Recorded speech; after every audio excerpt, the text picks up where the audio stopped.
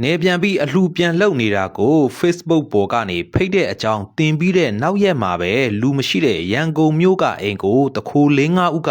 မိခံတစ်တာပါမကြံခိုးယူတဲ့ဖြစ်စဉ်ဖြစ်ပွားခဲ့ပါတယ်။နေမှာအလှပြန်လှုပ်ဖို့အတွက်မိသားစုအကုန်တွားနေကြတာကြောင့်ရန်ကုန်မြို့ကနေထိုင်ရာတိုက်ခန်းဖောက်ထွန်းခံလိုက်ရပြီးရှိတဲ့ပစ္စည်းအကုန်အခိုးခံလိုက်ရကြောင်းကံရကန်ရှင်ကဖော်ပြခဲ့ပါတယ်။ရင်းနေမတိုင်ခင်မှာသူမ Facebook ပေါ်ကနေနေမှာအလှလုံနေတာကြောင့်ဖိတ်ခေါ်ပါကြောင်းစာနဲ့ပုံတွေကိုရေးသားထားတာတွေ့ရပြီးနောက်တရက်မှာပဲအိမ်ဖောက်ခံလိုက်ရကြောင်းဖော်ပြလာတာပါဆိုတော့တခိုးတွေဟာ Facebook ပေါ်မှာတင်ထားတဲ့အကြောင်းအရာကိုတွေးမိပြီးတဲ့နောက်မှာလူမရှိတဲ့တိုက်ခန်းကိုလာရောက်ဖောက်ထွန်းခိုးယူကြပုံရပြီးတော့မိခံတစ်တာပါတဲမသွားခဲ့တယ်လို့သိရပါတယ် CCTV တက်ဆင်ထားပေမဲ့အင်တာနက်ကြိုးပါဖြတ်ပြီးစိတ်တိုင်းကြမှွေနှောက်ခိုးယူခံလိုက်ရတာလို့သိရပြီးအိမ်ရှင်ဖြစ်သူတွေကိုတိနေတဲ့သူတွေကလာရောက်ခိုးယူသွားတာဖြစ်နိုင်တယ်လို့လည်းယူဆနေကြပါတယ်ဆိုတော့အခုလိုကာလမှာအိမ်မှာမရှိဘဲခီးသွားနေတဲ့အကြောင်းအရာတွေကိုဆိုရှယ်ပေါ်သတိထားတင်